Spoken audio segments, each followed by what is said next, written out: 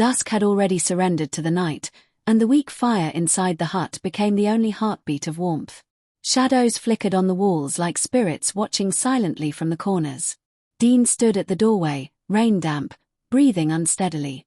Mork watched him the way only an older soul could, not with fear, not with anger, but with a quiet understanding sharpened by decades of suffering. Min, still close to her mother, held the small knife in trembling fingers. "Dean," Mork spoke first, voice steady, soft, but unshakably firm. "Close the door. Cold wind brings confusion." Dean hesitated, his hand shaking, but he closed it. Min whispered, "Mother, look at him, he looks wrong." Mork raised a hand gently, signaling patience.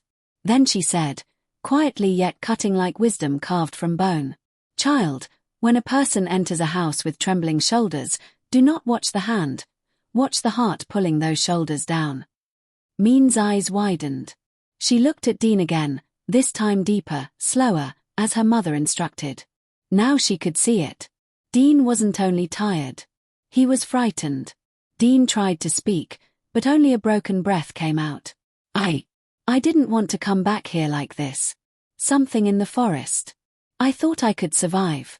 I thought I was prepared." His voice cracked, but it was not the forest he feared. It was something human. Something close. Mork stepped forward just one small step, her hood shadowing her face. "Boy," she said, "sometimes you run from the forest. But the forest is not the one chasing you." Dean's eyes flicked up, startled, as if she had opened his chest and read the truth inside. He sank to the floor, back against the wall, head buried in his hands. Min looked at her mother again, unable to understand how Mork saw so much before a single word was spoken. "Mama, how did you know he was scared of something else?" Mork slowly lowered herself to sit beside her daughter.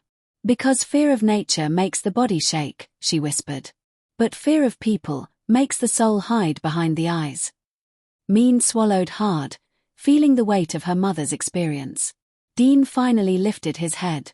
And then, in a voice barely above a breath, he said, "There is someone else in this forest. And they're looking for me."